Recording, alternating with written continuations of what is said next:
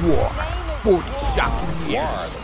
1.3 million album sales, 22 releases, 319 songs, 200 million streams, and 50 million video views. 2,601 shows, 2 million tickets sold, 2,418 politicians and public figures killed, decapitated, flayed, or otherwise eviscerated on stage. They've already been banned. Banned in 3 countries in the 90s. 10 feature-length films, 11 comic books, 26 TV appearances, 3 strategic war games, 1 crack-addicted dinosaur.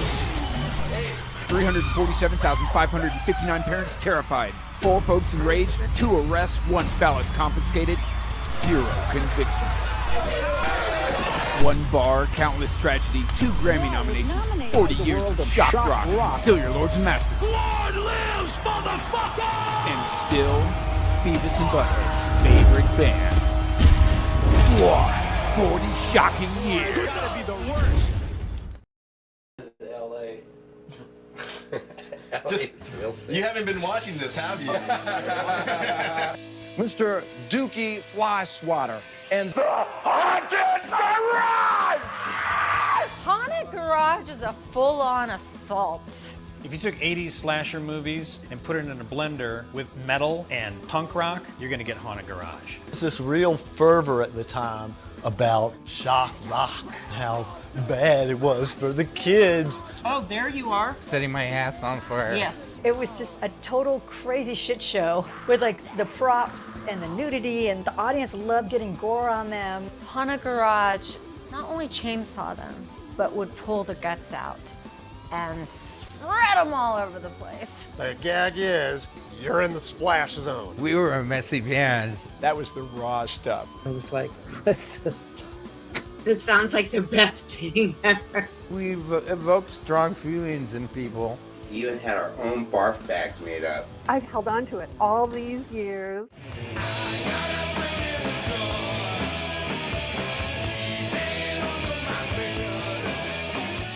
It exploded. There were lines around the block to see Haunted Garage. Just thinking about it, I get a chill.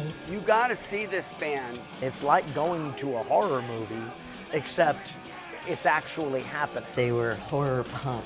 All you feeling gross and twisted. They lived the movie lifestyle. He's an icon of the underground exploitational genre. His catalog of horror films is incredible. Doesn't just write B movies. He wrote Cold Steel. Was it Sharon Stone? Who knew? He was LA's Peter Lorre. Legendary punk rock god of Hollywood. Dookie's on MTV. Holy shit. I think that the whole world should know about him. I think of him as a guy with commitment to his art. I think Dookie always kind of had a big-time vision with a kind of small-time execution. Historically, I see them following in this tradition of the most over-the-top bands. They're LA's version, and they're punk rock's version. He puts everything he's got into it. He made his whole life his art. That's Dookie. I mean, he wants to take it as far as he can take it. And they're doing it with a big dose of humor and a lot of slime. Slam, slam, slam, slam, slam! Wait a minute, you're gonna get this. Oh, thank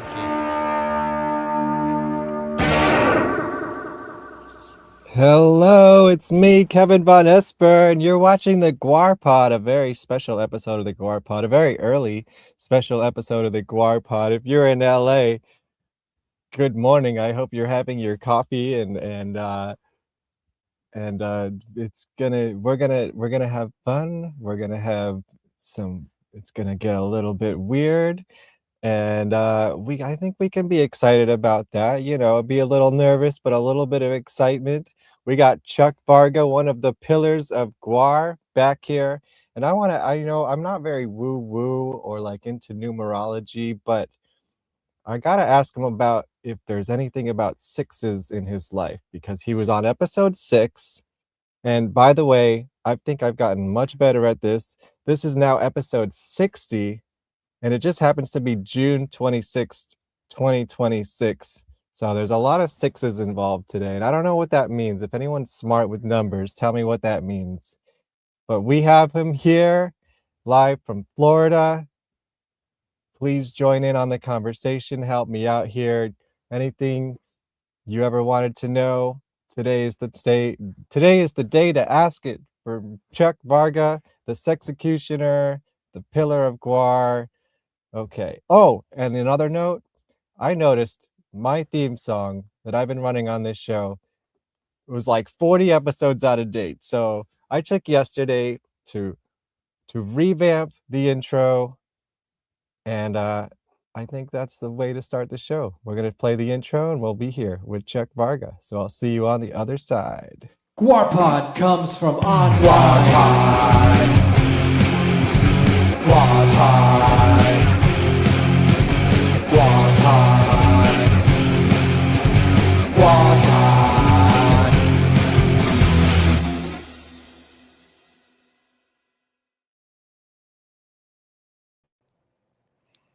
Hello, Chuck Varga. Hello. Hello, How's everyone. how's it going over there? You know, it's going good. It's a nice day. Um, I'm in good spirits. Uh, I'm really eager to reach out and hopefully touch a lot of fans out there and other interesting people. And I'm so glad that we got together for this. Um, Yeah, thank you and so much. so, I will be oh your yeah, vessel. I will do my best to answer all questions as best I can. Yeah, I'm in hospice. I don't have long to live. Uh, and so I'm so appreciative to have this time to like let people know what it's like going through my head, how proud I am of my legacy and where Guar's gone, and just about life in general. So it's if you could please sort of shepherd the conversation into, what I think people want to hear, which is what I just said, talking about legacy, where, you know, where Guar is now, where it's going, what it did, my thoughts about my input, anything Yeah, like that, we'll go where the stream of consciousness lets us go. So ready when you amazing. are. Well, you've set the stage.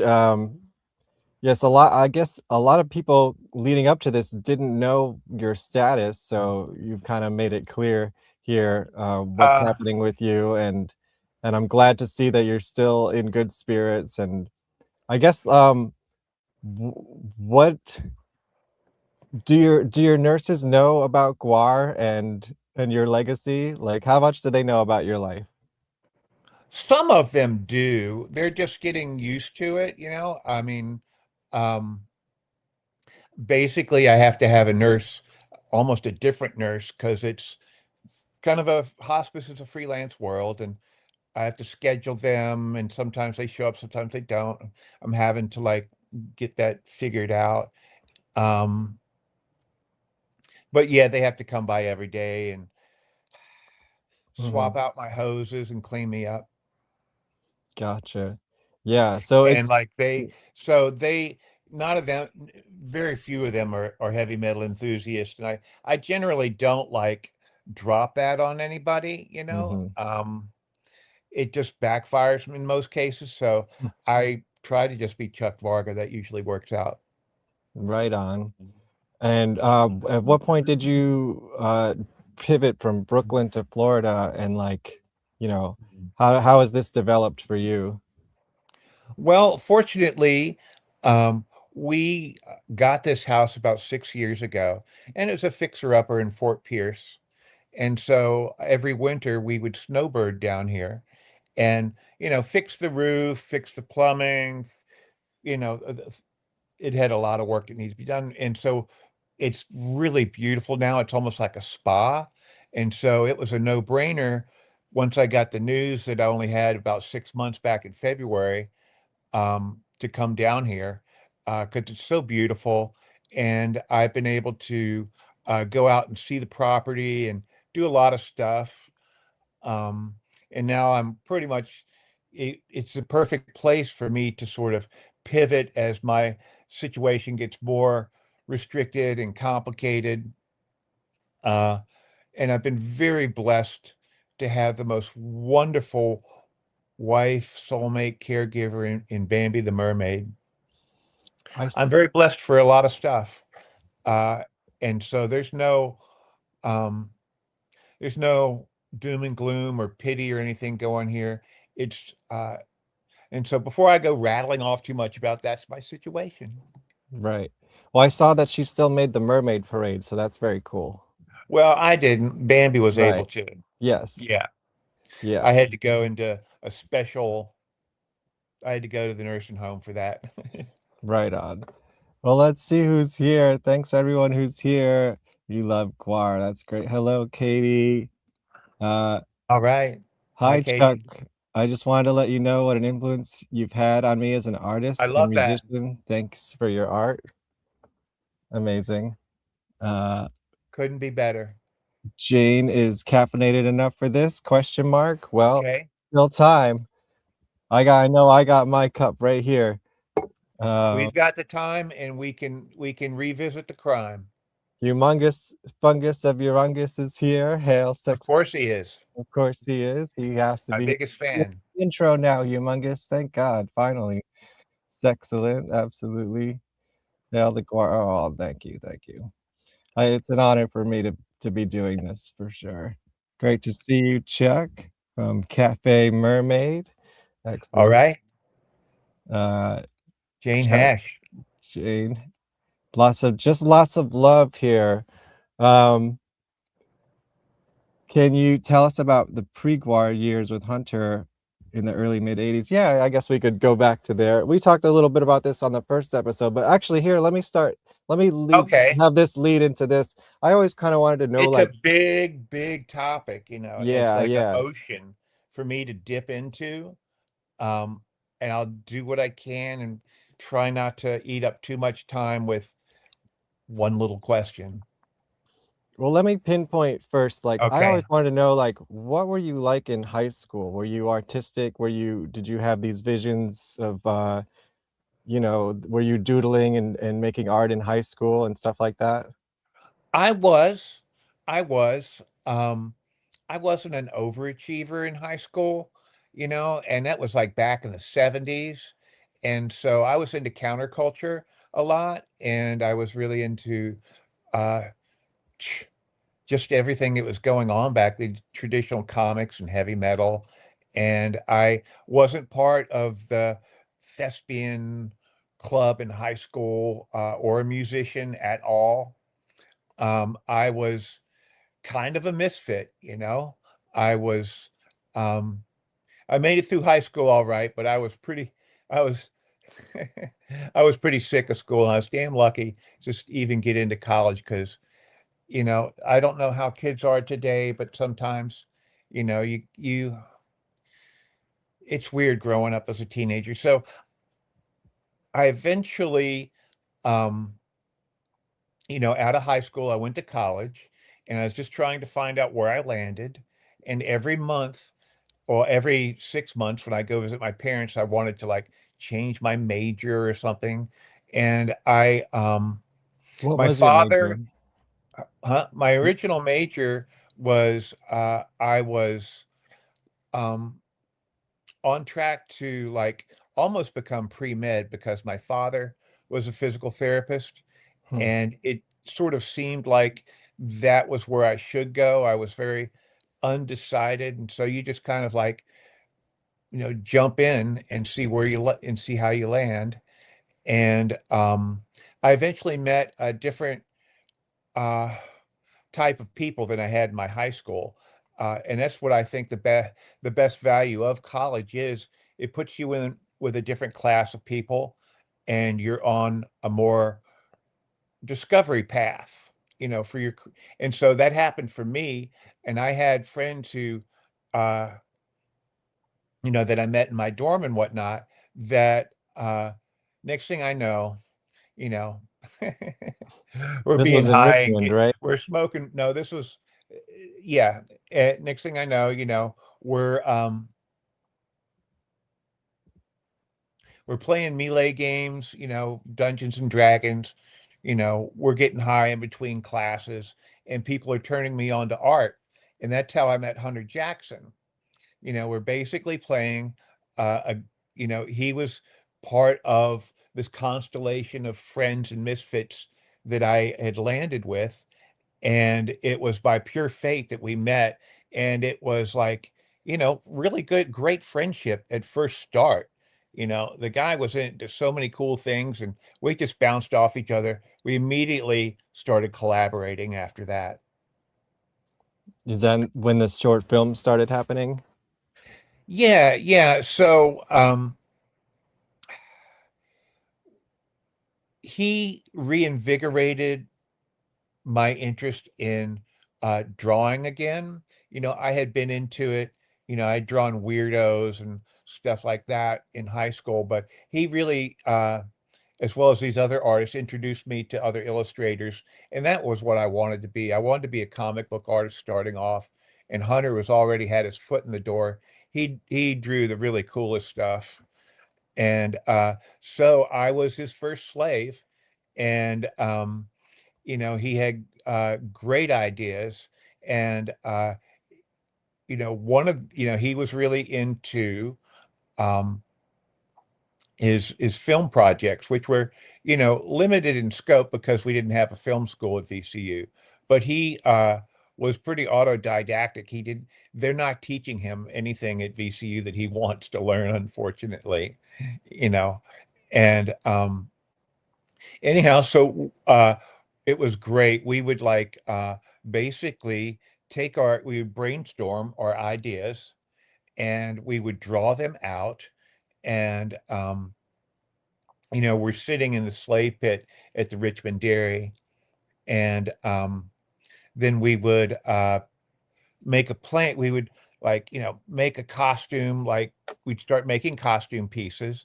We'd start making a little diorama of what the spaceship looked like for scum. We started out with Captain Communist and the Ultimate Doomsday Device. Right. And so what you do is you try to make all these things like little miniatures, and then you try to describe, in terms of almost like Dungeons and Dragons, what are their special powers. And so we approached it from a gamer's point of view, and it was perfect for Hunter.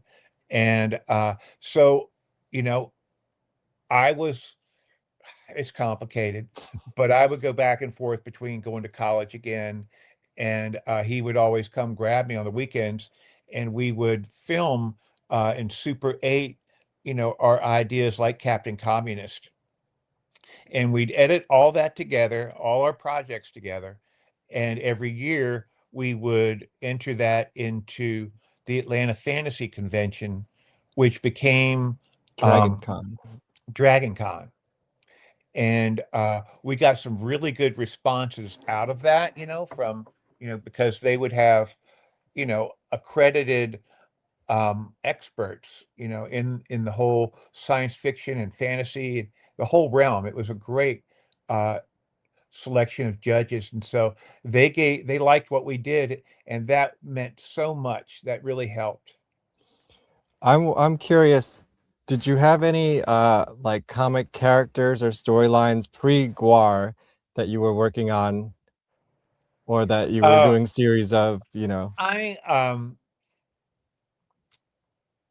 well, sort of, kind of. I had a character called gosh, what was he? Was Lars something or other. I would draw him and his buddies that like to hang out in these, souped up, spacecraft as they're being misfits in the galaxy. And it wasn't really that developed. And mostly, I would, just tagging along with Hunter was, a lot. And I'm a collaborator, you know.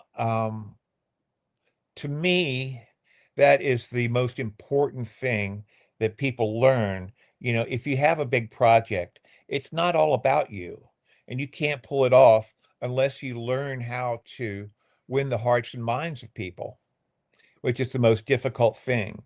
And so part of it is understanding that. The other part is also being the collaborator, the person that like goes, okay, okay. And so we have this unified vision that we're all pulling to. I'm not going to go off on some tangent, it's going to waste a bunch of time and effort and money and all that stuff. And so that was what set us apart from all the other people that we were running into at the Richmond Dairy and a lot of people in life. A lot of bands have a hard time putting it on the road, because you do have to like work it out with your job and your family and all that stuff. And, we were lucky enough that, in Richmond, it was the perfect setup for that. And we at a perfect time where we were a bunch of um, young kids with time on our hands, and we were pissed off at the art world and the world in general. And this was the best way for us to sort of do it. And yeah, I'm rambling. Let's go on. Yeah. Well, I'm curious, what were your big influences at the time? Like, what were you listening to, watching, reading? What comic books did you really like? Oh my God. And are they the same now? Well, Like, we have are your all different. no, what But are you specifically? okay, I was way into science fiction. I discovered my mom's amphetamine stash, Hmm. and I discovered that she was amazingly, it kept her awake all hours. So she had book boxes and boxes and boxes of books on that she had read, because she was because of the amphetamines. And so I was following in her footsteps. I read all this science fiction, Golden Age, Silver Age from the 50s and 60s, all those beautiful pulps. That was kind of my background. And I was way into comic books. I started off, I love Jack Kirby and Marvel, that whole universe, you know, um, that, I collected all of those comics. That really had an influence on me. And of course, as I got older and stuff, I moved into, underground comics. And that seemed to be where all of us sort of found our hearts were. We weren't into more wholesome, Right. stuff. We liked we were misfits. And misfits allowed you to actually say stuff that you thought was important, if that makes a sense. Um, and so we got into underground comics. Music wise, um, you know, was way into uh, heavy metal. I didn't wear a lot, have super long hair, have lots of leather on, but you know, I liked I liked Blue Oyster Cult back in the day, and then that morphed into like Iggy Pop and David Bowie and all the people that they were involved in with the British invasion. Um, Yeah. so it just was a slow evolving thing that way. Anything else? What about movies? What were your favorite movies Oh, at the time? movies. Or Um, TV shows? well, we got into whatever TV shows we could get back in the day. Right. And what I will say is that we were frustrated um, with movies. We would like when we would like go to the Atlanta Fantasy Convention that first year, everything was all uh, Ghostbusters and Doctor Who, and that's all nice, but that's not where our heads were at. And we were more, hardcore science fiction, rated R, a lot of dangerous ideas and stuff in the mix. Um, that was our fuel. And so Hunter and I, it just so happened after we had done Captain Communist and we were fresh, we saw a double feature with Blade Runner and Road Warrior, which completely rocked our worlds. And we just like said, hey, we've got to go to outer space. Yeah. And that propelled us to do, um, Scumdogs. yeah, go into Scum Dogs. And Once we opened the door to Scum Dogs, it was such a big chapter. It's still open. Right. Yeah, You know, totally. we could still finish the whole Scum Dogs film project, which kind of got put on hold, and as part of us went into GWAR, and part of us kind of like have still been trying to work out the Scum Dogs. Yeah, I'd love to see it. And skipping to now, do you still have your favorites from back then? Are they still your favorites now, or have you replaced them with other things that you What do really you mean, like? my favorite influences Yeah, or well, what? not necessarily influences, but just like your favorite media, movies, music. Like, would you still say that stuff's your favorite stuff, or Oh like no, how is it now? it's constantly evolving. Mm-hmm. And it's such a big topic. It's hard for me to dip my feet into about like what I think of things now, you know. Well, is I there would anything that stands out over the past, 40 years since GWAR started? Oh, it's hard to say, Um, things have really changed with especially the internet, you know, uh, and technology. And when I look back and I see how bands are developing these days, or what's being presented to us, in the media and whatnot, I'm so thankful for those days where we actually got our foot in the door, you know, uh, back before everything got super corporate. Mm-hmm. Um, and yeah, because the corporation's been trying to tell us what to like think and wear forever, and trying to control us that way.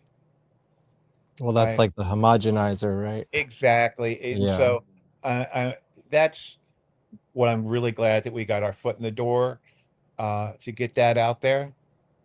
And let's change as I'm starting to space out. Yeah, sure.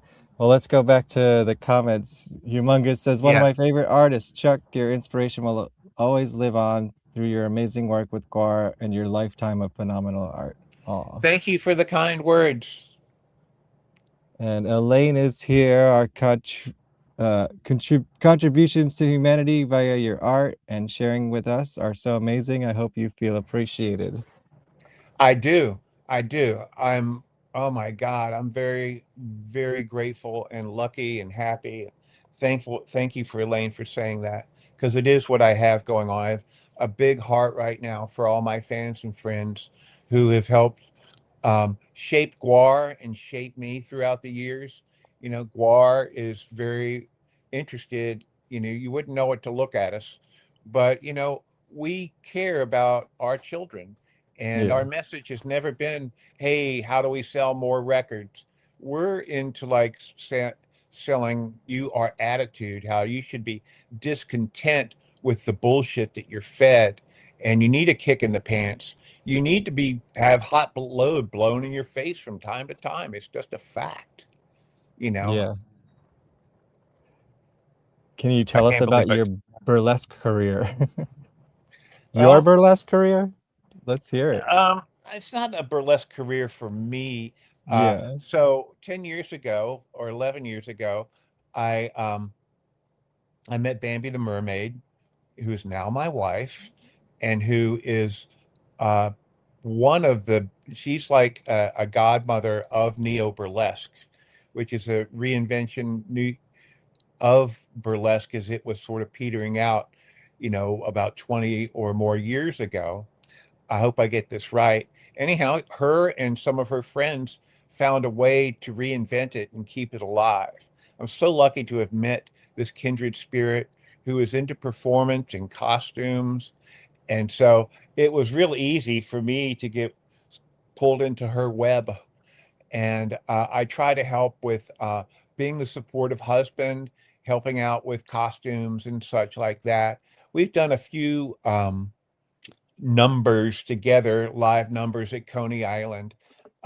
but it's a small world, and you don't get to do big stages in burlesque.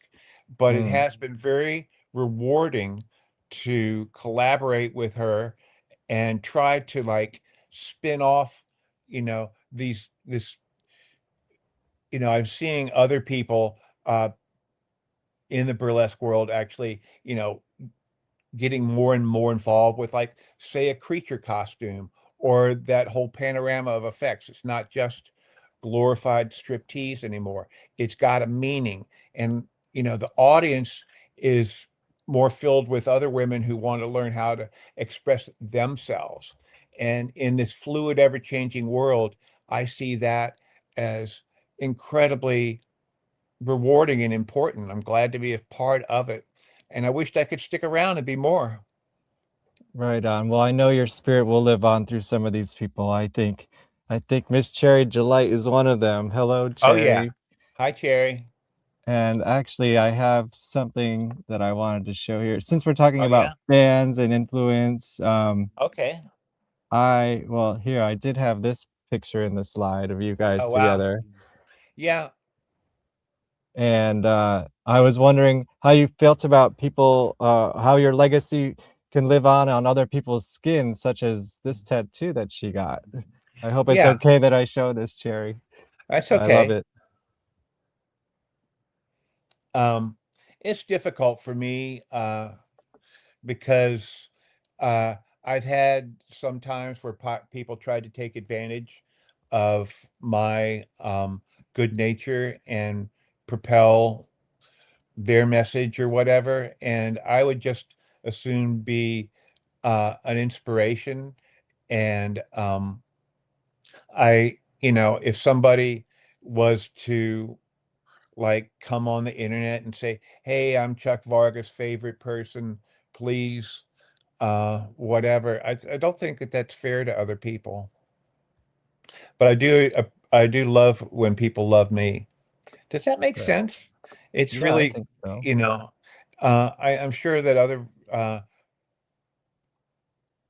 people have to deal, people who wind up being popular have to deal with, and I just can't deal with it. I'm stuck here, and I'm not Solomon.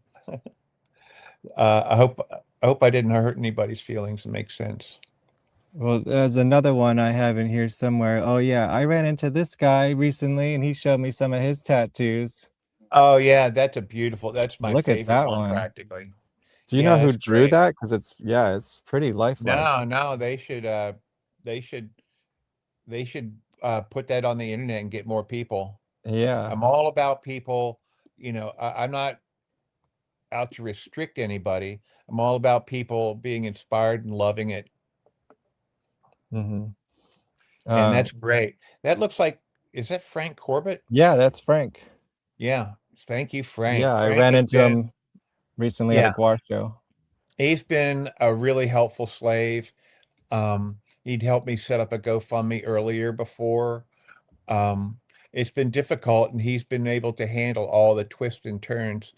And I would like to single him out as a very supportive, good friend of mine.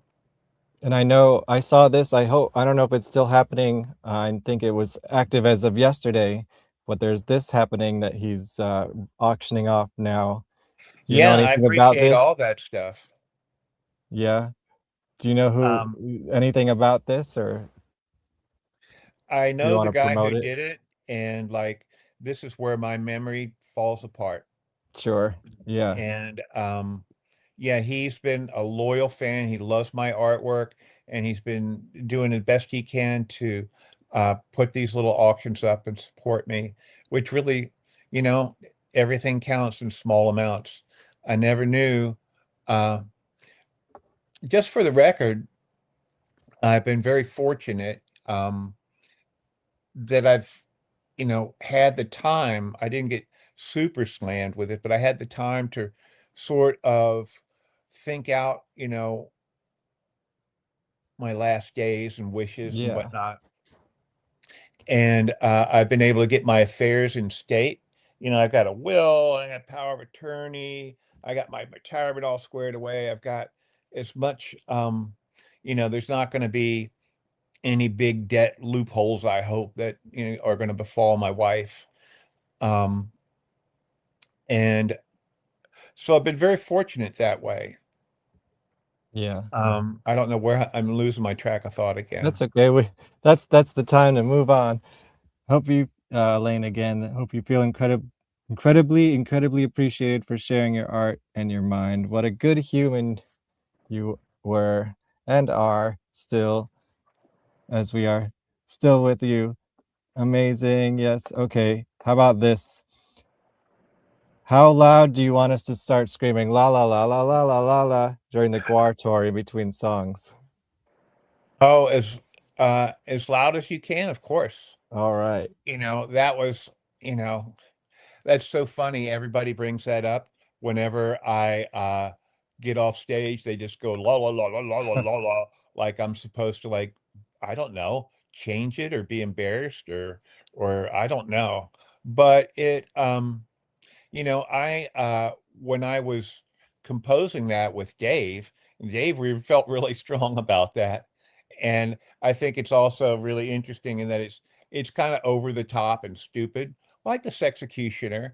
Mhm. Um, and if you listen to any other band, like Journey or whatever, they got more la la la la's in there. I'm just more embarrassingly forthright and upfront with my Right. la la la's. Sure. Amazing. Here, let's bring us back to the dairy. Okay. I had Mark Harvey on the show recently, I remember him. and so he sent me some photos. Oh yeah. See if this jogs any thoughts or memories. That's I'm painting a very large backdrop for the set, Yeah. and that's getting ready for some sort of photo op, downstairs in the basement of 2010, no, of Broad Street. Oh, okay. Yeah, this might not actually. This is probably after the dairy. Now that I Yeah, think of it, and and that's probably the back in same the days when backdrop. we could be skinny, you know, wasn't paid anything, living, had a job and living in the dairy. And I had I guess I was 30 at that point, and at 30 I quit drinking. I sobered up for 5 years. Oh yeah. Yeah. Like in the midst of the whole GWAR thing. Yeah, once I started we had just moved to Broad Street, and I could tell things were taking off, and I had to get my shit together, Gotcha. and this I you know everybody out there, remember that, it's a world full of temptation out there. And I, I, just like everybody else, I like to drink and smoke weed, and it just wasn't a good time for that if I wanted to, like, pull off GWAR. Was that difficult to maintain during the tours and things like that? Yeah, a lot of people don't understand, Mhm. that you are like white knuckling, and you are looking for some sort of approval, you know. But yeah, it was difficult in the rock and roll world, and I feel very proud that I held on for 5 years at least. Yeah. And look at that guy. Yeah, that guy looks a little wired out to me. Too much coffee. And there's you with your Chateau of Sin. Oh, we had a goofy little illustration that Spike Delaney and I had made up. We were politically incorrect, you know, Mhm. uh, and you would call that like very unwoke, probably, but those were the days back in the day, and it was a time where, our message was, you could never see a lot of the programming was on TV back in those days because they would zap you with like a fuck you if you can't take a joke, sort of comment. They tell you, it wasn't a safe space as much. Mm-hmm. Anyhow, enough of that. I know you mentioned Spike. Since we Yeah. last talked, he passed away. Do you want to give him a little tribute? Give him a... I'd love to give him a tribute. Spike and I were the very best friends since we first met in Richmond, Virginia. Oh, this might be my nurse now. Oh, So, oh, yeah. okay. Anyhow, and so he got roped into the whole into doing GWAR stuff way back in like 85, 86. And he naturally looked like Arnold Schwarzenegger. Hmm. And so he became, I would be making costumes and he would be wearing them. And he was the first heavy character that we didn't really have a name. I guess we called him the Executioner. And he would eviscerate the goat. And he played several other characters like Cardinal Sin. We all had to swap a lot of hats, back in those early days, when we really only played a show every few months.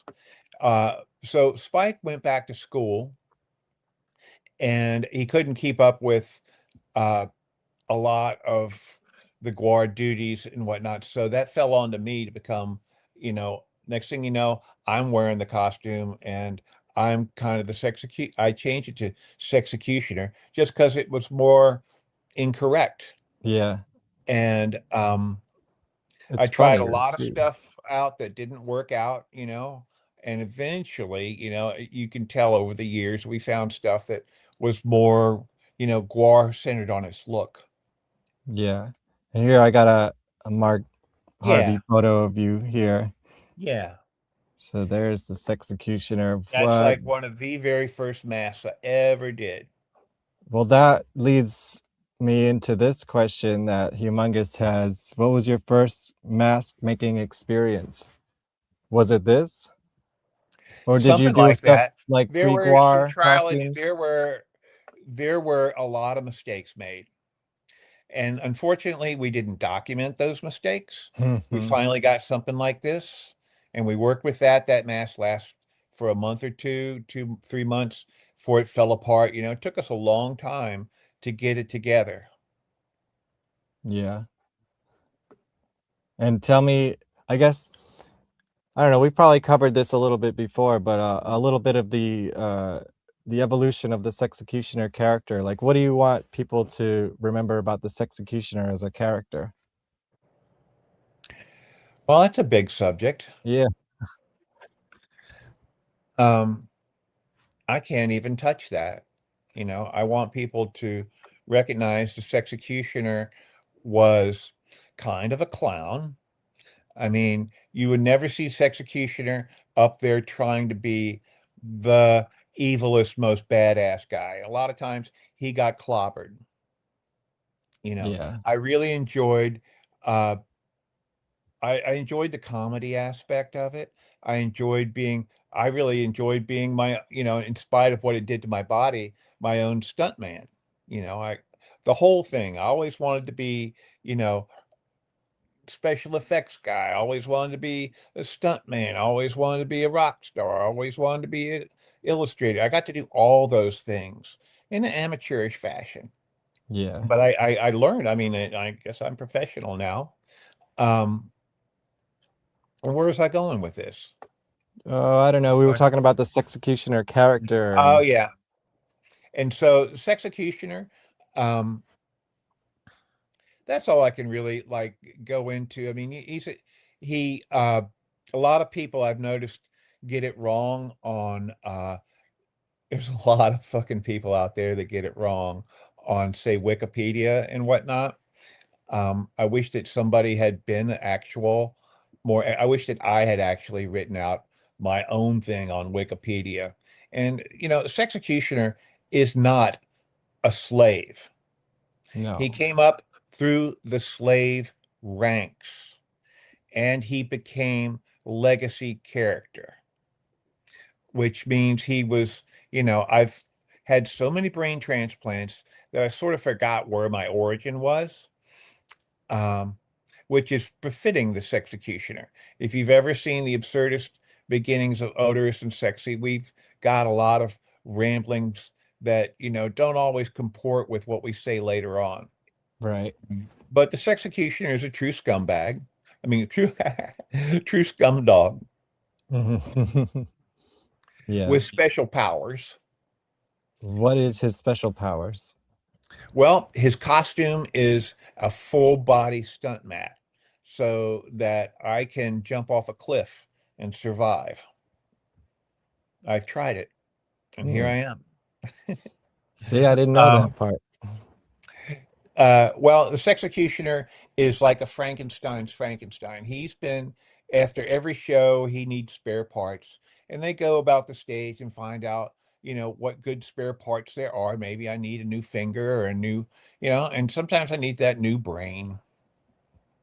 And so I've got special Frankenstein powers, and I don't really die. Yeah. And yeah, and of course there must be some sexual component, and the Sexecutioner was more diverse and sexual fluid than anybody on this planet could ever imagine right now. I mean, occasionally I would let it out that I was into necrophilia and bestiality, and that was all just to show that, like, if you go, you know, it's a classic male trope, is like, at least you used to hear guys bragging about how they would tie up their girlfriend or do something really sexist and stupid rather than make actual love. And I would sink on those. I go, oh, really? That's supposed to make you a better lover. Okay, well, that's what Sexecutioner does. I tie people up and hopefully they're dead. And because I don't know, I hope that makes sense. I would try to take that comical parody and spin it off Sure. into an area that's like, GWAR's not designed to be, your GQ role models, and No, they're supposed to be the villains. That's what yeah, makes them funny, we're right? the baddest of the bad. So Yeah. Sexecutioner's baddest. He's got a sense of humor.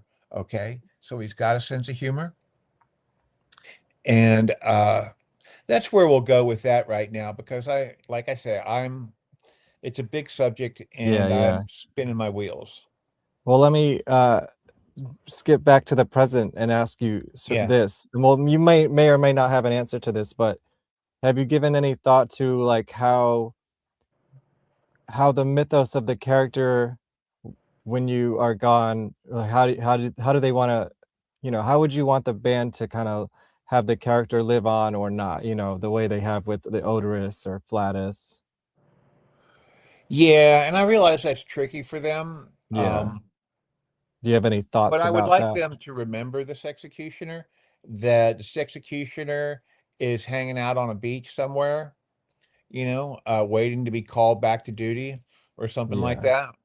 Yeah, like Odorous is lost in space or something like that, Yeah, I mean, Odorous and I are on our we're touring the galaxy on, the equivalent of an ocean liner of other misfits and whatnot. And occasionally we tap back into Earth. But yeah, I would like to be remembered as one of the legacy characters, going back to the original first 5 or 6. Yeah. That's how I want to be remembered. Nice. Jack Kirby or Frank Miller or both? Or More you Jack, fans of more theirs? the graphics of Jack Kirby married with the imagination of Frank Miller.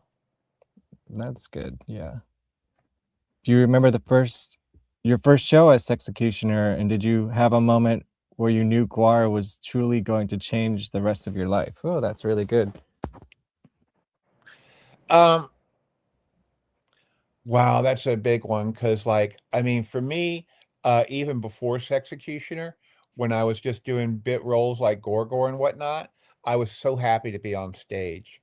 I mean, it was a big deal, and the adrenaline that you get, Um, and so eventually, once Spike had gone back to school and I'd filled in his role, I kind of warmed into it. And it was a feedback loop when I'd see myself on film and go, oh, that worked. Oh, that didn't. Oh, that's stupid. Oh, I shouldn't get drunk or whatever. Mm-hmm. You know? And so the very first one is hard to say. And we've lost all the documentation on, we had filmed all those and all that film got lost. Yeah. Yeah, and So yeah. I couldn't pin it down if I had to, but uh there were a couple where um and the rest of the band knew it too. It's like, okay, this works. And so I did it from there on. Right on. Um, I wanted to jump off on something there. Oh yeah, so I mean, this is sort of somewhat related, but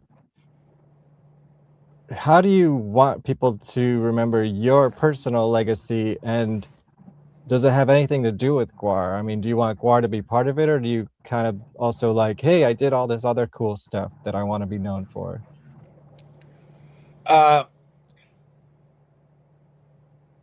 Pretty much both. I mean, the other stuff that I did would mostly be my participation with Coney Island, USA over the last 10 years. And yeah, I've got a whole different world since I've been in Coney Island. I've Yeah. been very supportive of the parade and done costume work. And so I would like that to be lumped in there too. But people are always going to remember GWAR and the Sexecutioner because it's the biggest thing on the map. Yeah. And yeah, I want to be remembered as being one of the founding members. That was what I was all about for 10 years. Um, one of the founding members and a legacy member on stage. I performed on stage 1,000 shows as a Yeah. Sexecutioner. Um, that's that's how I guess I'd like to, I want to be remembered as a creative soul. Mm-hmm. GWAR wasn't all about me and I wasn't all about GWAR, but the two are very closely remembered. Everybody in Coney Island is absolutely ecstatic that they have a GWAR member in their ranks. And do you And I want to be hope that known that's as King Neptune as well? I am. I am Yes. known. They've already put a fucking they've already got a statue of me in the Oh, center of their entrance as Neptune. And I got to go see it. yeah, I think I have it on my Facebook Mm-hmm. page. All right. Well, we can go look at that. And like whenever they would have a gala event, oh yeah, um, whenever they would have an event where they needed Neptune pulled out, I would suit up. And Bambi's been the face of Coney Island Yeah. for close to 30 years, just as the queen of Coney Island. And she tells me not to forget there's Coney Island, USA is also going to have their own memorial service for me. And this will be several months after I pass. There's a lot of other performers, really, I would just say top notch in the field, who will be doing tribute performances where they'll do a take on sex. That's how they observe the passing of their own, is they do a show where they have a bunch of performances based on that legacy person that is passing. And so I'm very honored that there'll be a show. Amazing. And I'm sure there'll be the usual stuff that is at a memorial service where they, go down a checklist of my accomplishments, and I'll be speaking from the grave or something like that. Who knows? Yeah, are But you I gonna wanted have to one announce last trick up your sleeve? Are you there's preparing a going to one be, last? don't be surprised if GWAR has a memorial service for me of their own too. Right. I certainly hope that they do. I don't know how that will take shape, and it's not, we won't know anything for months. Hmm. But I'm very happy that I'll be remembered that way. Uh, and I might as well step into it while we're here. Hmm. Um, we are putting together a fundraiser because we kind of have to. And I hope people understand it's it's expensive. Yeah, And for my sure. it's amazing. I'm so fortunate. I don't know how other people have dealt with this, but my wife has taken such great care of me. And it's more than she can handle. We have to have a nurse here every day for a while to see to my needs. And it's just going to get more intensive, especially as I I'm not going to be, you know, if anybody who knows how cancer winds out, I'm not going to be this chipper or communicative, Hmm. and there'll be people seeing to my comfort, which is very important. It's very important um, how you live your life and how you end it. And so I just want to announce that we're going to be putting that out there, and I hope that people are not. I hope that it goes over well. I think it will. Or you said at the beginning before we went on air that I could get a little weird with it. So let me get a Please little weird do. with it. Yeah, I mean, since you have this sort of death sentence, how does that kind of like put your mind in perspective, or like what kind of things come into perspective when you know that there's like a time limit? Oh, wow. I've been thinking about that for a while now. And I hope I get this right. You know, I've been raising my vibration, so to speak. I've been trying to like realize what this crazy trip has been a lot about. And I've lost all my whatever resentments I've had with anybody over the years or with the organization and whatnot. I've had this wonderful perspective to where I can see things now and I understand, you know, everything that's ever happened. I understand that like anything that I had a problem with, a lot of times, you know, I'm not a perfect person and I probably brought a lot of that onto myself. And it's really good to sort of let all these things air out, and I feel quite blessed to have had the time to do that, to make my peace with my whole weird creationist beliefs. Uh, let me get back. So eventually I'm going to be taking the equivalent of a long nap before I pass, and I will have um, the most awesome DMT experience as I blast off out of this body into the astral plane. You know, your body, everybody has a near-death experience. It's quite similar. And your body actually gives you a sort of a DMT trip. Yeah, it's in there. And I like what I've heard about it. And I've always been, you know, I've been a psychonaut. You know, I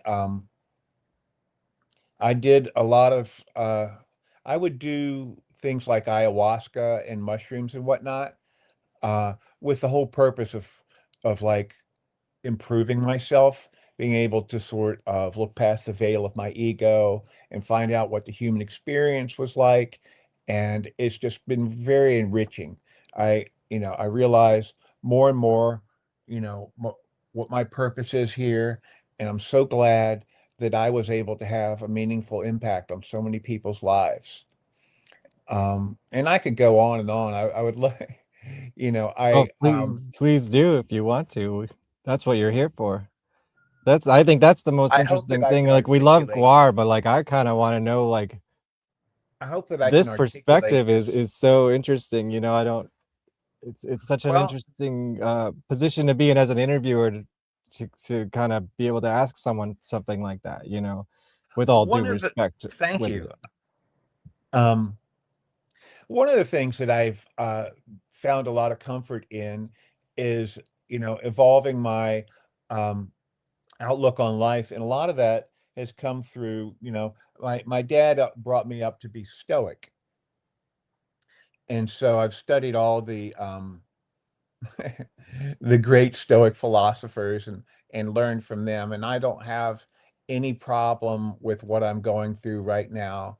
And my favorite story was one of the myth of Sisyphus, which a lot of people don't really have as fleshed out as I do.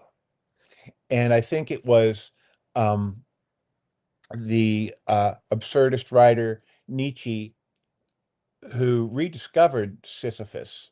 And so I hope I get this better. Sisyphus was a very popular human being at the time.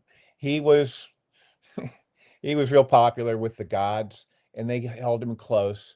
And but he was also a free thinker, and he was one of those characters that angered the gods. He, like Prometheus, who passed on the discovery of fire to humanity, he would pass on these secrets to humanity, and he would also he got in a lot of trouble with the some of the major gods, and so they gave him Kind of the like the ultimate. GWAR story. Yeah. And it's one of the hero's journey. And so they condemned him to roll up this giant stone up a hill every day. And it wasn't just an ordinary rock, it was a symbol of everything. And so they would watch him every day as he would struggle to push the giant rock up the hill, and they would kind of like, get a little bit of they were hoping to get a little bit of like that'll show any human what it's like. But they noticed it wasn't always going like that. And he would, every time that the stone rolled down on him, he would pick it back up right away. And they could not figure that out. And when the stone rolled down on him, it would take, it would bruise him up, take pieces. He'd be spitting out chunks of heart, all the different things that life throws at you. And you know, they would look at him and they would like, wait a second, what's that? He's got he's wearing a smirk. And so Sisyphus realized that the gods had given him a wonderful gift that they did not even have themselves. They gave him the struggle of life. And so he was so happy to have that purpose, to be able to, you think it's just cut and dry, pushing a rock up a hill. Well, that's all of our struggles. We all have a hard time. And he took it on and was thankful for it. And that is the ultimate example that I think I would like to pass on to everybody in life, is that, it's a struggle, and GWAR was a struggle. GWAR didn't just come to us. Nobody ever handed us big money or anything like that. It was always the opposite. And many times did we come back, after a tour completely broke, hurt. We didn't know what the world thought of us sometimes, but we did know that we had that smirk going on, and we've kept it up all these years. And when I pass away, the nurse is going to see the Sisyphean smirk upon my face. And that's that I've had a wonderful life and I had something to struggle against. And I hope that people understand that. Amazing. Yeah. And I not hope that wasn't too deep or weird or no, well, that's what I'm going for here. Like that's what we want to hear from you, you know. that's Like my wisdom. we can talk about Guar with plenty of people, you know. This is like personal life stuff. That's the most Yeah, interesting. that's what I come back with.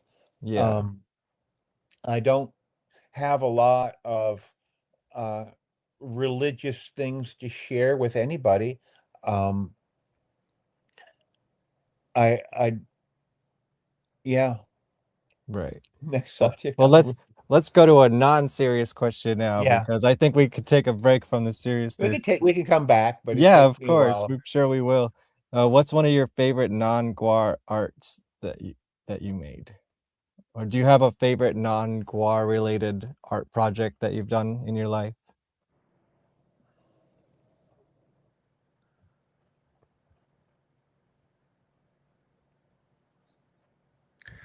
I would have to say that would be my participation in the Mermaid Parade Nice. and being Bambi's supportive husband. So here's some more Coney. You know, it's been difficult to do anything outside of Guar.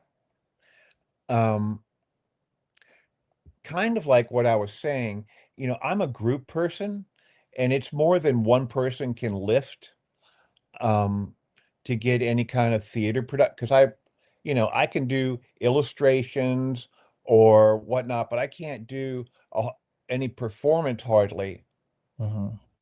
you know, by myself. I tried working with other people and other theater companies, and it's all about them. It's hard to find somebody that, um, you know, most people were just trying to get me to do them special effects and masks, and it would be their project.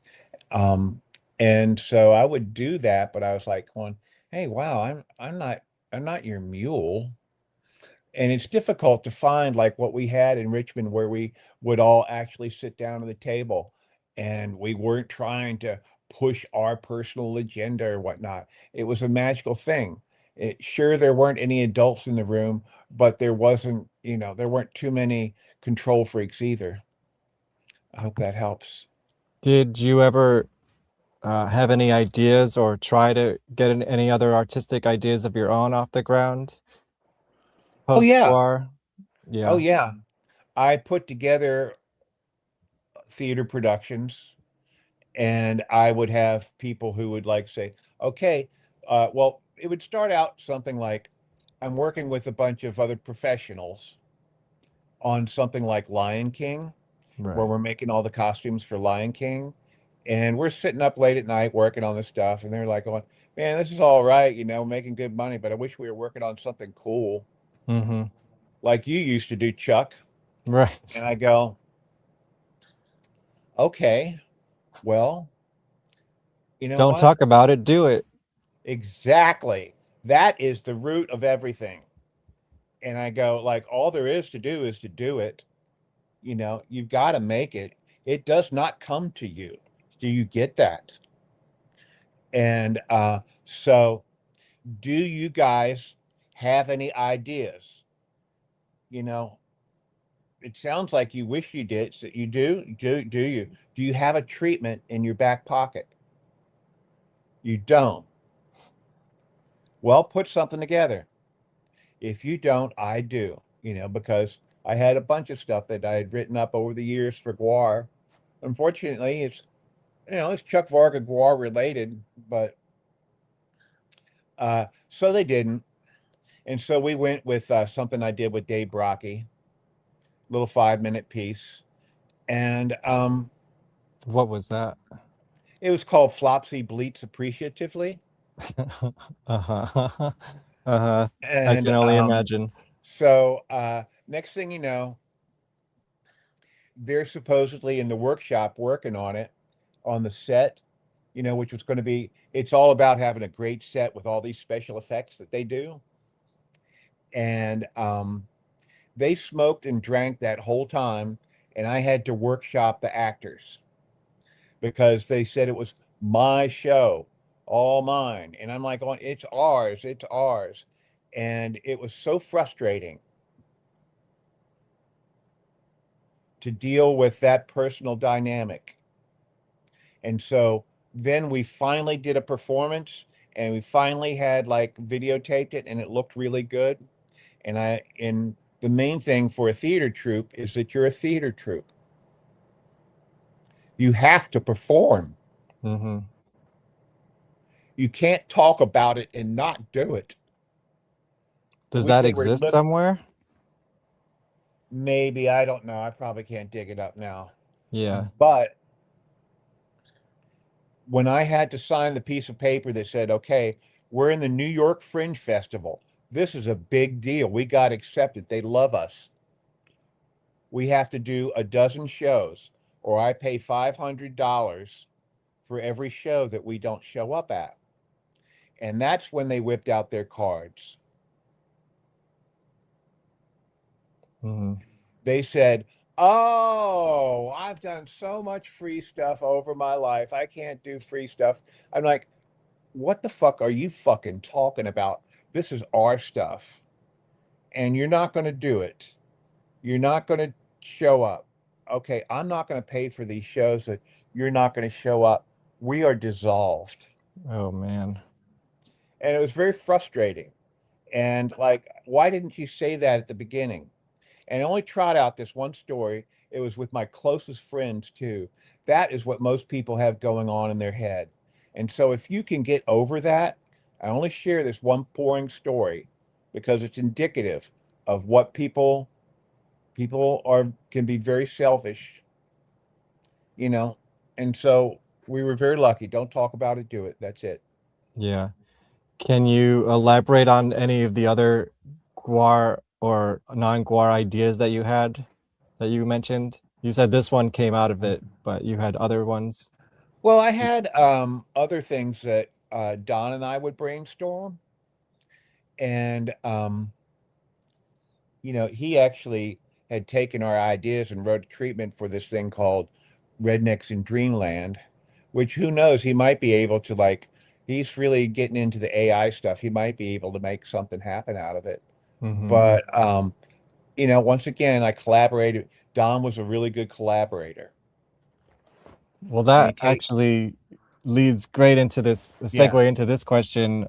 Bless your heart, times infinity. Chuck, would you be willing to tell some stories about working with Don? I often hear him talk about you. So there you go. Well, it's a big subject. Don is an interesting and complex character. He's very intelligent and very imaginative, very gifted. He is also, I wouldn't say doesn't suffer fools, but he'll tell you exactly what he thinks about something where most people would sugarcoat it. And so he pissed me off too, because it took me a while before I could handle good criticism, which he had. Mm-hmm. And it was moving along. After a few years, we're at there's a GWAR party that our manager threw. And all these people are having fun at the GWAR party, but nobody's talking to Don and I. And we're going, oh, wow, I guess we must be real popular. And so we vowed to have a new spirit of cooperation. And it was the best thing I ever did was to pull my head out of my ass and get to know this guy better. And he did the same thing. And I encourage that with anybody. And so off started a great, career after that of us working together on projects without any ego involvement. It was great. Can you tell us a little? It's a little blurb, like an elevator pitch. What is the Rednecks in Dreamland? Rednecks in Dreamland was about the whole UFO phenomenon in the 90s. And it's about these rednecks who live out in the country and, they notice that there's alien abductions coming down and they have their own way of dealing with the government as well as the aliens, which is quite funny. Nice. Awesome. Your art is very Bakshi. I'm not familiar, but maybe you are. Baxi or Banksy or Bakshi? I'm not sure. Batshit? Okay, Batshit, Batshit. yeah, maybe that Thank too. you. Thank you for the kind words. Hunter and Bob need to release Captain Communist. Well, that would be amazing. I do believe it exists because I think there's a little clip of it in the documentary. So Who knows where that is yeah, now? All that I think stuff they've that Hunter recovered had some got of that lost. stuff. Yeah. All the stuff. The crown jewels. Next time we talk to Bob, we'll ask him Got about that. lost. All the stuff that we did in the 90s that Yeah. we recorded ourselves and a lot of the graphics. And I won't say how this happened, but that is scattered to the winds of time. Yeah. It probably doesn't exist anymore. Well, I've talked to Hunter about it too, so you Yeah. can hear some stories on this show. Hey, here's somebody who's trying to call me up. Oh, yeah?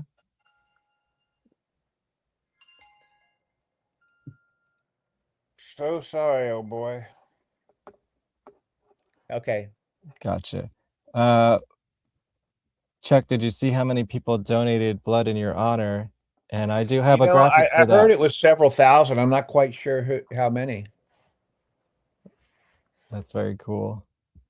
I'm stuck here in this bed. I can't keep up with a lot of stuff like that. I'm so Mhm. glad that turnout was great.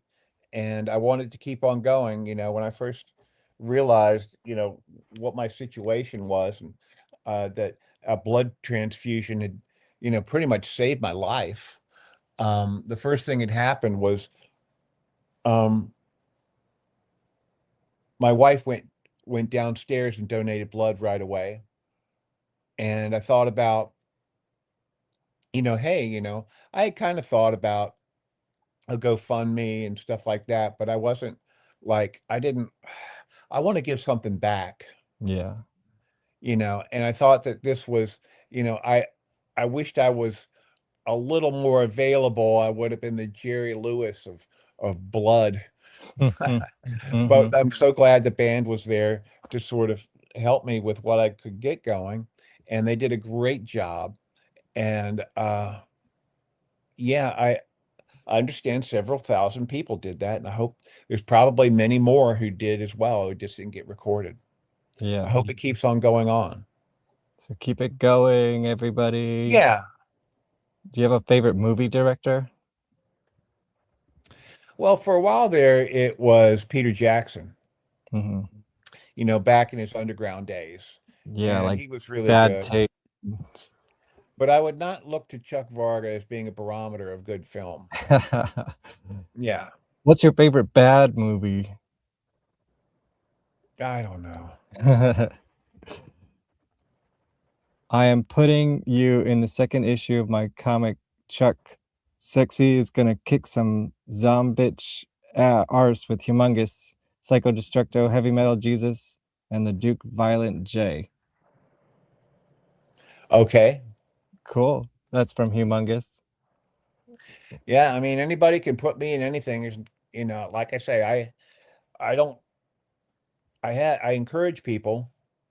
Not Great. much I can do about it. You can say I'm a child molester. There wouldn't be much I could do about that, but As Sexecutioner, I imagine. Cherry, when it comes to scenic arts, what would you say is your specialty artistic skill you tend to be hired for? Big scale builds, meticulous small details. Do you have a specialty?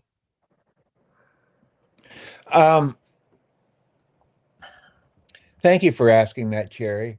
I I would say the large scale ones was where I really rocked it.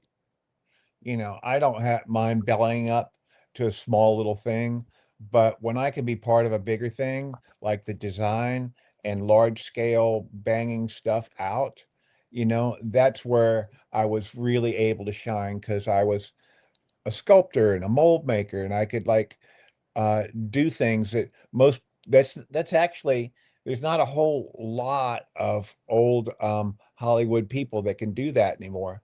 Mm. So I was able to do that for a lot of things, and that's it. That's the short answer. Were there any favorite uh, pieces that you did for GWAR that you're really proud of? Well, it's always just like if you ask me if there's a favorite thing I did for any of the film projects I worked on. And I worked on some really great doozies, and I did a lot of really cool stuff, but it doesn't always wind up that way. A Mm. lot of times it gets cut or it's really small or got used for a really short time. Um, and I'm losing track of my thought. Well, what? Yes, that sometimes that happens, but before that happens, you did create this thing. Are there any favorite things that you did create for Uh, film or GWAR that you're proud of?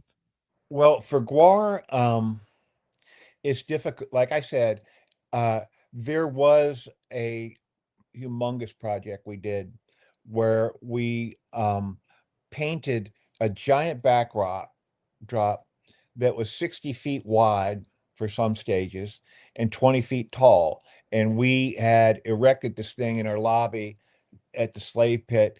And Danielle and I, for the most part, painted these Himalayan mountains, that we would project up on there and paint. Um, Took us months to do it up on scaffolding and whatnot. It was a labor of love, and it looked fucking beautiful.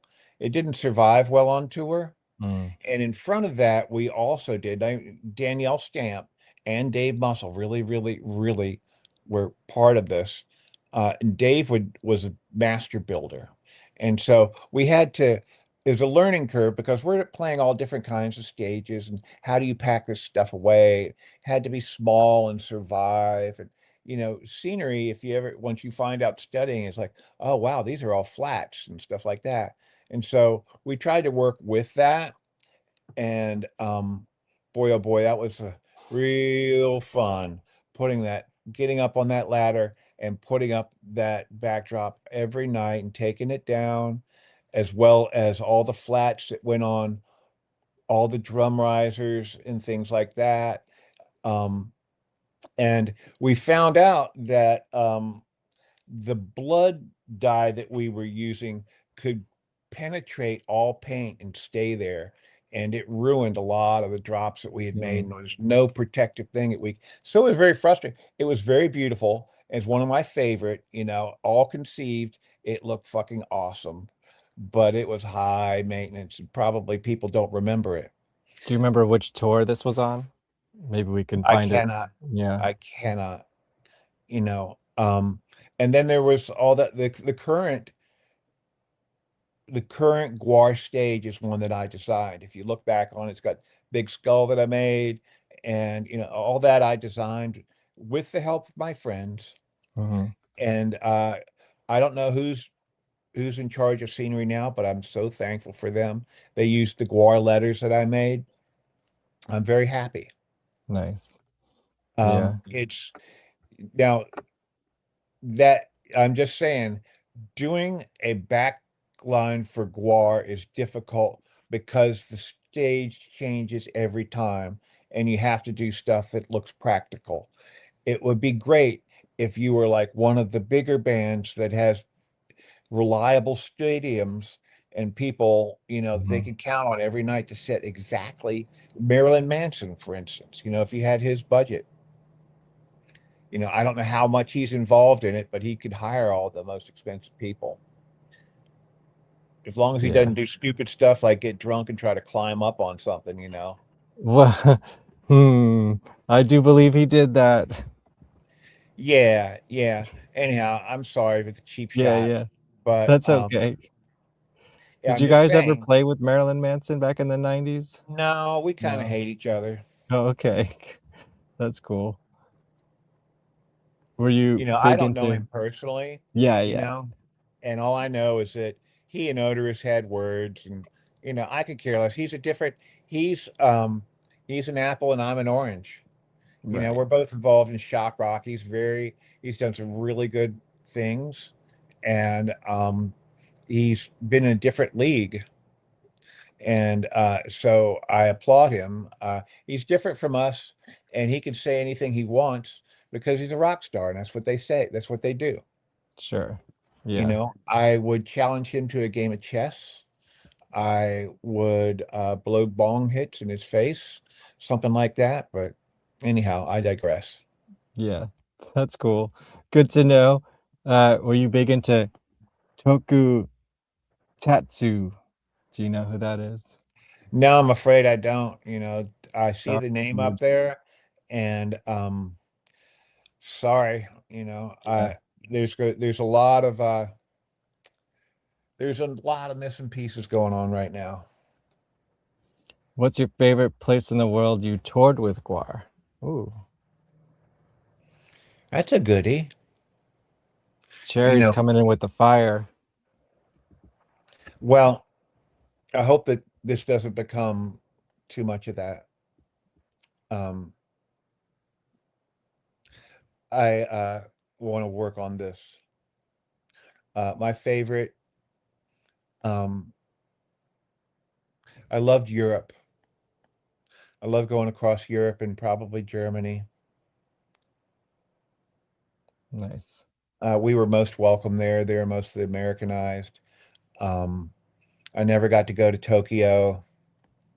Um, so that for me was, yeah, and the US was great too. And I can't think of one particular venue in Germany or anything. I can only just say my broad feeling about it. Sure. Um, can you briefly go over your time after Guar? I guess, yeah, when you left Guar, what did you get up to, I guess, more immediately and then also broadly when we touched on some of Oh, it? that's a big one. Yeah, yeah. Did you have something set up for yourself after Guar, or did you kind of just like Yeah, jump into life? okay. Okay. Okay. So after 10 years, I kind of needed a change in my life. And Don and I had been working on other things outside of GWAR. We had our own effects company, and we were doing like big iguanas for New York. That was hyper real, right? Yeah. And so basically,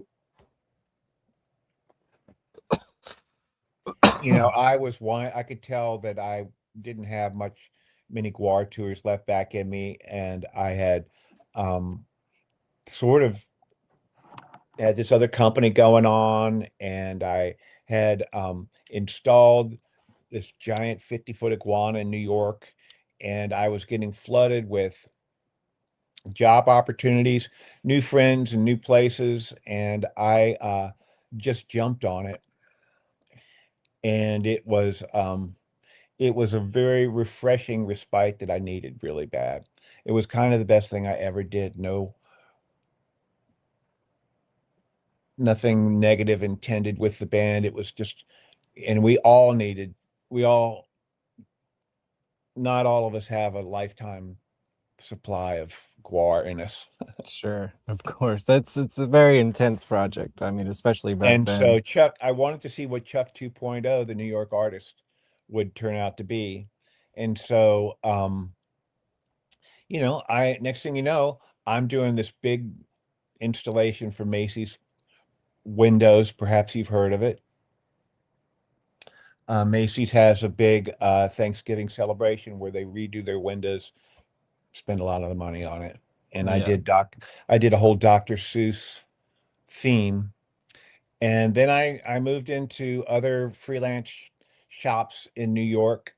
I didn't have any studio waiting for me to do Chuck's studio in New York, ready to go. No, I was living in a fucking tugboat, check to check, trying to make it happen. Right. Yeah. And Sisyphus was happy.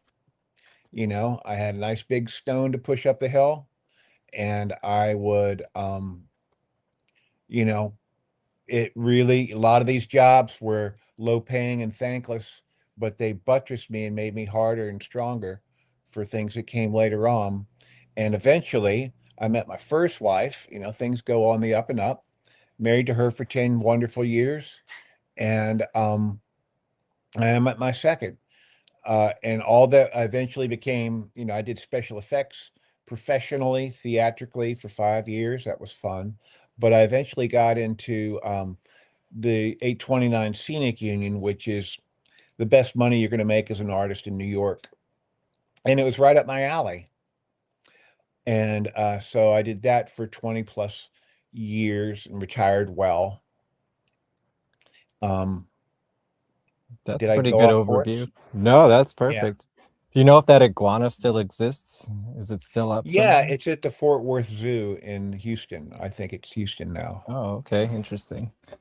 So that would be a good place to go if anyone's going on tour and needs a tourist trap. Go find Chuck's iguana. Send us some pictures. You can find it's the artist who originally crafted it, Bob Wade.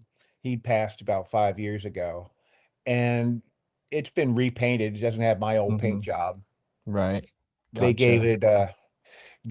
it a brighter and gayer look Mhm. that you would see in you might see in a book about iguanas, but I did the adult male in breeding season, you know, with the different colorations and stuff for that. Um, and it was airbrushed lovingly and not brushed on a hand painted fucking faux paint project. Right. That's cool. I know we're like an hour uh ahead of the comments here, so if this is in reference to something we talked about Okay. like an hour ago. But in general, not this comment specifically, but you influenced me to get into counterculture and to pursue art professionally. That's awesome. And Cherry says, see this one, I think we were talking about this statue. We have your King Neptune costume up Oh in yeah. Freak Bar now. Oh, Yeah. awesome. I gotta go check that out. Check that out. I'm Show sorry people I what it looks like. made parade. You know, a lot of people don't know about my Coney Island presence, and I want GWAR fans to cross-pollinate and go there. This is our tribe, Yeah, yeah, for sure. and it's full of beautiful, creative people. When I was trying to struggle all those years, um, you know, with the so-called professionals in theater or film or whatnot, um, or academia, you know, I had a hard time breaking through. Uh, but when I discovered my tribe in Coney Island, they revere me as a four-star general. And I immediately, like, my everything just blew up for me. It was wonderful. People got me. Yeah, And they will get totally. you too. Yeah, the Freak Bar Ask is very Cherry. cool. Ask Cherry about that. She's been the queen of Coney Island, I think 2013 or something like that. And she's been a big force over. I appreciate all the work that she's done. I hope I didn't step on her toes with stuff or anything, but um, yeah, she's an example of if you get involved, there are people that are like-minded and they'll give you, you know, if you put yourself out there. Cherry's one of my favorite stories. In fact, I'll go there right now if you don't mind. Yeah, please do. So Cherry loved GWAR. Loved GWAR to death. And unfortunately, it didn't work out for her. You know, she did like a couple of those appearances, you know, um, at like a trade show or something with me. But and she was heartbroken that they weren't going to put her in stage and stuff like that. And my wife and I just said, well, you need to get the fuck over that right now. You need to put that to bed. That is not going to happen. It hasn't happened for anybody else. We're very lucky that we got on there in the first place. But what you get out of this is you get to be you. And she did that. And it wasn't within a year's time that she put together a whole record full of songs. She got together an assembly of musicians and they played those songs. I saw that show. It was awesome. She did it. She fucking did it. We were so proud of her. She's our favorite story that she had the pluck to actually work that. That was the hardest thing. That was her. She's got the smile of Sisyphus that she did that. And she continues to do that. I've seen Cherry's band and I can confirm it's very cool. So definitely go check it out. Yeah. Speaking of you singing, here's a question about Ragnarok. Didn't you Babe, say I'm kind of falling off here. Could you give me a pillow or something? were you yeah, go ahead. Were you influenced by Axl Rose when you were doing Ragnarok, Oh the yeah, song? I was totally influenced. I was trying to make fun of his voice. Hmm. Oh, that And makes a lot of I sense. heard actually that he had somebody, a music arranger like said, "Wow, you wouldn't know it to look at him, but he's got the widest range of any vocalist I've ever worked with." But I always thought the way that he would crimp his voice sometimes was funny, and I would try to emulate that. It was really didn't do a good job. He was a difficult guy that way. But him, I don't like the way he's like, what happened to him as a performer over the years. It's not a good look on him, but that's his prerogative. We all have our own path that gets laid out for us, and his probably, he had a lot of obstacles with people and drugs. Who knows? Sure. Was Sexecutioner inspiration for Bozo Destructo? I don't Now know that how. takes a lot of free-forming lack of imagination. No, he was not. Yeah. When Hunter came back, he was, he just up and left. And when he came back, Don had to fill his shoes. And he was so mad that Don took his character, that Don made up a new character. And the way it turned out was he had these two fins on the side of his head. And so we made fun of him like Bozo. And being the big person that Don was, he kept that name. But just for the record, don't ever steal anybody's character.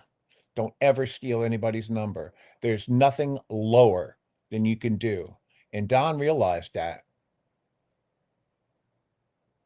And they So fought it out. They fought it out on stage many a time. they did. That's great. That's total GWAR, where you take what the world throws at you and you put it on stage. Yeah. That I'm very happy with that story. Yeah. Absolutely. Do you remember the Times GWAR was on public access TV terrorizing various local TV shows? Yeah, what was it like back in the day doing press?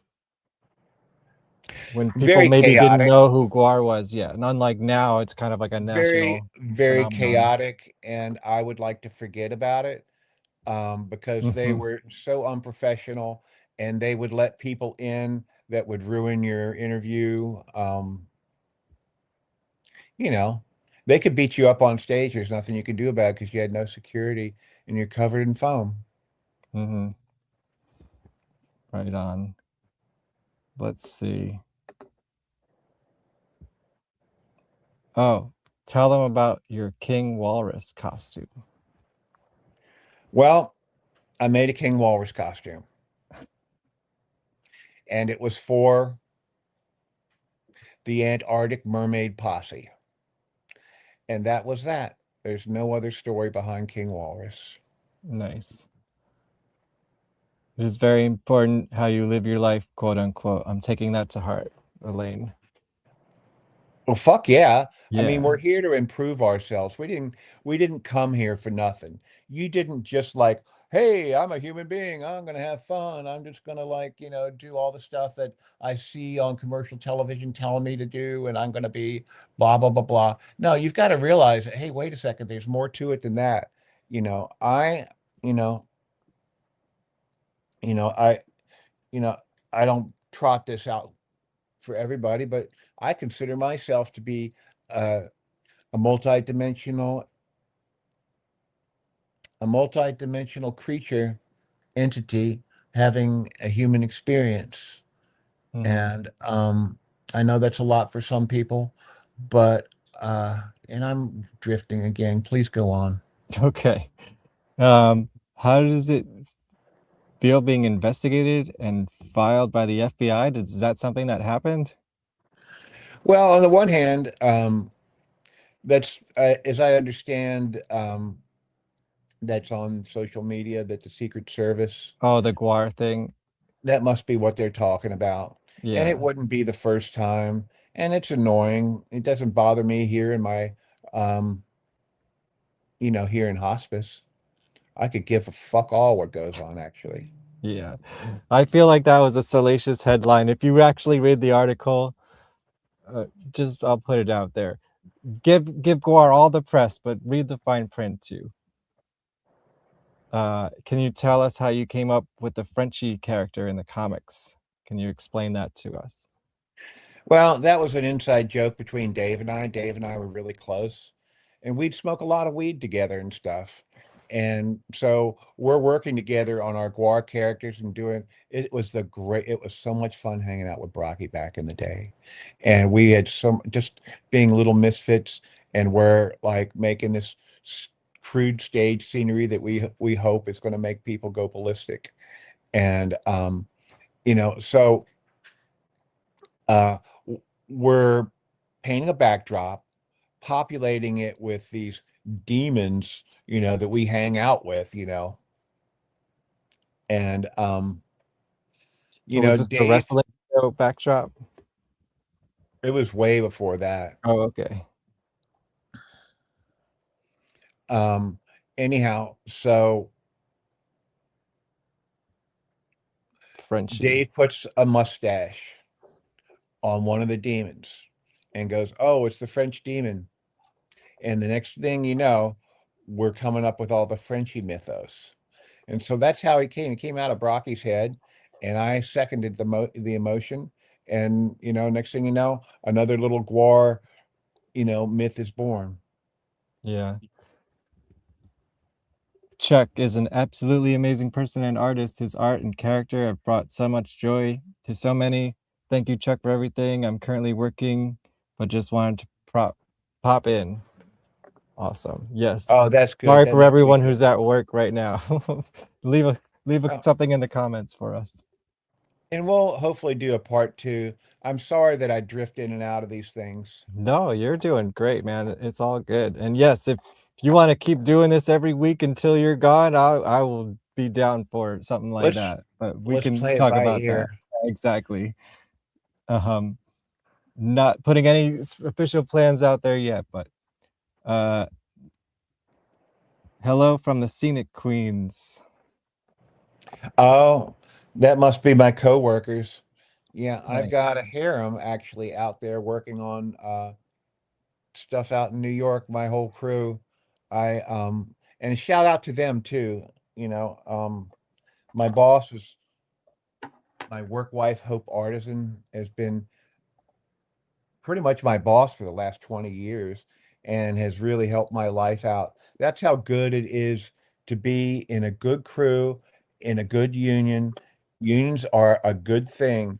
If you think that it's a good thing to work for less than $10 an hour on projects, that's good for you. But like we all deserve as creative people who've gone to college to make what other college people make, you know.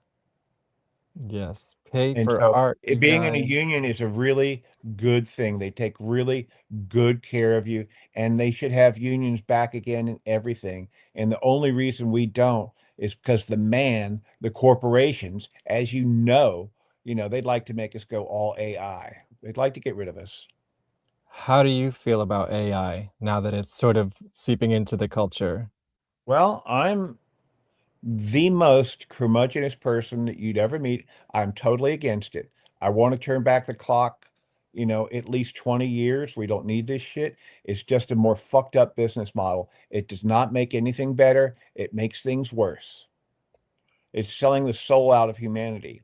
And I can't Yeah. believe it's happening. And in fact, back in the day, you know, and I'm talking about like 1980, and GWAR was getting all the art students and people were all anti that sort of thing, anti the man. And I don't know where their sense of protest is, but I hope that people rise up against it because it's fucked up. And like Well, it does seem like the youth is revolting against it, so that's a everybody good has thing. to. Yeah. Everybody has to. And you'll find out in 5 years how fucked up things are, and they're not going to make it reversible. Um, I think it's the most fucked up thing. I mean, you're reducing the labor base in this country. All these people are going to want to have jobs and purpose, and it's not going to be any better. And AI is basically, it's artificial. It's not the real thing. Um, And so I don't know what their ultimate big goal is. Like they're going to reach the singularity first. They're going to be able to push a button and do what? Control the rest of the world? What kind of a fucking world is that where you got some guy, it could be Trump, who's like, I finally got the death ray now or whatever, or whatever their evil plans are. And it's sad that I have to like come off like I'm talking about, Dr. Evil or somebody, but you tell me that I'm wrong because all indications are showing, we've got you can't make this fucking shit up. It's worse than anything George Orwell conceived. And when it takes place, it's going to be worse than the fall of the Roman Empire. Yeah. It's going to be worse than the great collapse of the Iron Age back in 1260 BC. It's going to be worse. It's going to be as bad as the Younger Dryas back 11,600 years ago. And what's going to happen, I don't know. It's going to be interesting to see how they're able to like make this thing pan out. I don't really see, the these powers that are behind it. I don't really, they haven't really like said what they're going to do. If they like said, oh yeah, oh, don't worry about those jobs. We got that covered. You guys will be fine. Yeah, I'm waiting for Or, my UBI check, you guys. what's that going to look like? And like, oh, by the way, are you going to cure my cancer? Or are you going to do anything about pollution or global warming? They don't mention any of that shit. They go, oh, yeah, of course. It's like a really bad con. And I'm calling them Yeah. out on it right now. They do it to themselves. They make themselves look like cartoon villains. I mean, we could only imagine in comic books like the evil guy with the death ray and the AI, and they're becoming those people for real. It's nuts. Anyways, So you're not gonna have here's to worry about here's what's going to happen. Donald Trump has got his boot on the throat of the world right now. You can't tell me that's not true. And he's choking it to death with his refusal to have any kind of peace down there. And this is going to have super reverberations worldwide. I hate to be a doom and gloomer, but I hope you're a doomsday prepper. And we're in for some hard times. I'm not going to be here to help you guys throughout this, so mark my words. Yeah. They're going to be Totally. in some incredible hard times. I don't know how they're going to fake it till they make it, how they're going to patch this thing together, but there's going to be some real hardship going on. And people are going to get really pissed, and they should be. And I hope that they are able to like rise over their political and corporate masters and like say, hey, no, we don't like this data center, we're shutting it down. You know, I hope that the people realize the country is collapsing, that they reform a more perfect union. You know, I hope that that's waiting in the wings. I haven't seen anything that makes me hopeful, but I think that the people should be really concerned, downright upset, and, you know, I think a show it lot of for us are. show Yeah. it for crying out loud. Show it, you know, this is just be able to say this is bullshit, you know. Just be able to say this is bullshit. We're not playing your game. Anyhow, so that's enough for that. Yeah, yeah. Words of wisdom. Pivoting. Can you Yeah. tell us about the large guar skull that hung behind Red's drums at the Live from Antarctica show? Big Yeah, skull that with was braces, something right? that was put together by Dave Muscle and I. And it was basically, you know, the first really big guar prop we ever made. And of course, what's it got to be is a giant skull. And I threw on those braces just because I wanted it to be a teenager skull. You know, it can't just be any regular, it had to be one of your friend's skulls. And so that's the story behind that. We took that where we could. It was, as you can see, it has it's rather crude, you know, it's our first thing together. Nice. Can you tell us about the gross Palpatine skin suit you made for Emperor Strips Back? Oh God, the non-guar thing.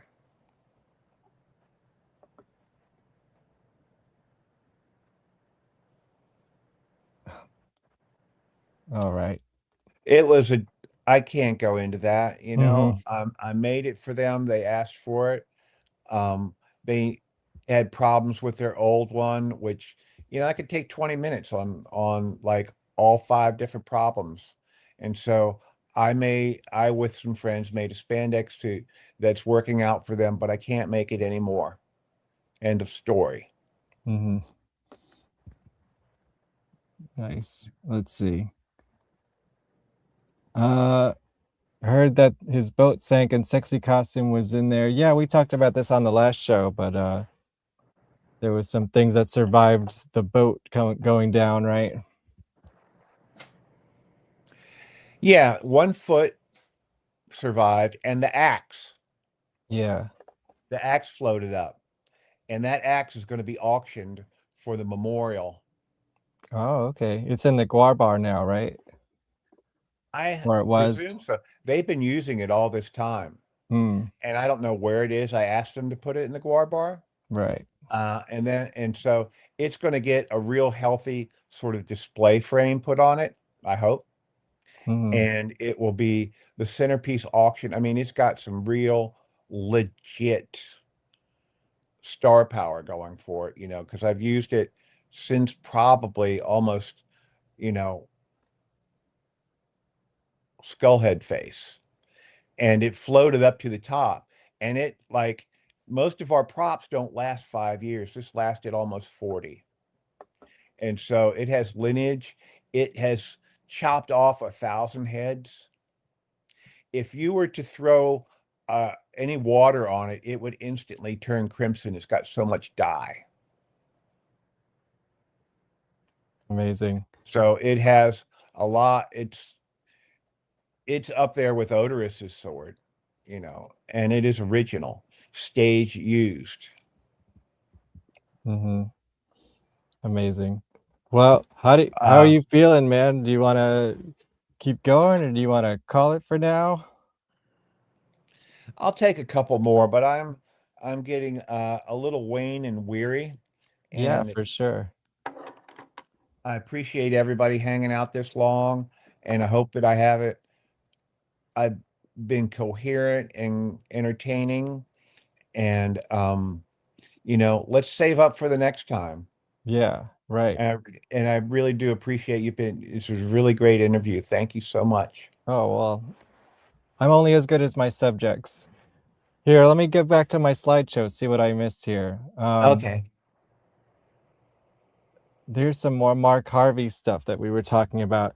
I know a lot of photographers said that the band looked like pizza, right? In photographs. Yeah, it was Was really there any? difficult. Yeah, Yeah. can you tell us about the struggle of, like, I guess, capturing GWAR in the early days? It was impossible. No matter what photo you did, the most you could really get away with was one character, maybe two. And everybody wanted to gram as much as possible. So it turned into pizza and spaghetti every time, All Yeah. that detail just gets lost. And that's a graphic thing. It's not a GWAR thing. Right. And like as you can tell, we put so much TLC into every square inch that you're going to get lost that way. So there you are. That's the problem. Do you remember anything about the Scumdogs photo shoot? A little bit, yeah. Yeah. Those are some great That was images. done for Master Records. They paid to have these professional photos done for our European invasion back in like 89, 90. Mm-hmm. Nice. Here's another one. I love that these shots are out there now, like all this stuff. Yeah. Here's some live stuff. You swinging some sort of weapon, and another group shot from the earlier days. Oh, how did you feel about being up for a Grammy? Mixed. Yeah. It was interesting, but it was also the Grammys are kind of a bogus sort of mutual appreciation society that I won't go into, but it's good to be part of it. As you can see, I'm pretty proud to be there. I took it pretty serious. Did you have any fun stories about partying at the Grammys? No, I was sober back then, so I kind of got left out of a lot of that bullshit, Right on. parties and stuff. Gotcha. And let's see, some sexy stuff over here. I always liked this costume right here. This in the 93 era was some of my favorite GWAR costumes. Uh-huh. Did you kind of feel like you guys had figured it out by then? Yeah, we did. Mm-hmm. And of course your revival into the band a couple years ago. Yeah. I That was great. saw the show in New York, and it was very cool. Awesome. Yeah. Oh, yeah, I wanted to show some more. Here's Muddy, he's in the chat. Some more Cool. fan stuff at the GWARBecue, one of the GWARBecues. Uh-huh. And some toys of some of you and your characters, if you haven't Oh, seen cool. them, by John Poppy. Some various Yeah, we've got a lot of incarnations. really talented fans out there. Yeah. Oh my God. And here I wanted to show if anyone wants any Valentine's Day cards, these were made as well. It's very cool by Piggy GWAR. I'm in the middle of a podcast. So I'll talk to you later. All right. Love you too. Bye. Cool. Where were we? I was showing some of this Valentine's Day art. I don't know if you I had love seen it. those. Yeah, these were really fun. I wanted to display it. All right. And another one. I'm falling off my bed. Well, we won't keep them too much longer. Yeah, it's lunchtime. Yeah, I would say so. Let's see. Yeah, we talked about a lot of this stuff. Let's see if there's any good last minute questions here. Keep thinking about questions, you guys. What's your favorite Gwar enemy to battle? I don't know right now. I need my fucking lunch. Yeah. All right. Well, I think we're gonna call it there, you guys. Chuck Varga, the legend, the pillar of Gwar, back with us on June. What is today? June 6th, 26th. Oh yeah. Was there anything with sixes in your life? Is that like meaningful to you in any way? Means nothing at all. I'm not into numbers. Amazing. Yeah. Very cool. Well, thank you everybody for being here on this early Friday GWARPod. And yeah, we'll Have a talk great about it week, later. everybody, and You we'll be guys. back with you later on. Keep keep the myth of Sisyphus and Gwar in your heart. Never give up. Follow your dream because it is out there, and realize that sometimes you have to work with other people, and it's not spoon-fed to you. Blah blah blah blah. Have a great week. Words of wisdom, like, share, subscribe, comment below, and stay tuned for more GWARPod in the future. Love you guys. Like, share, subscribe, comment.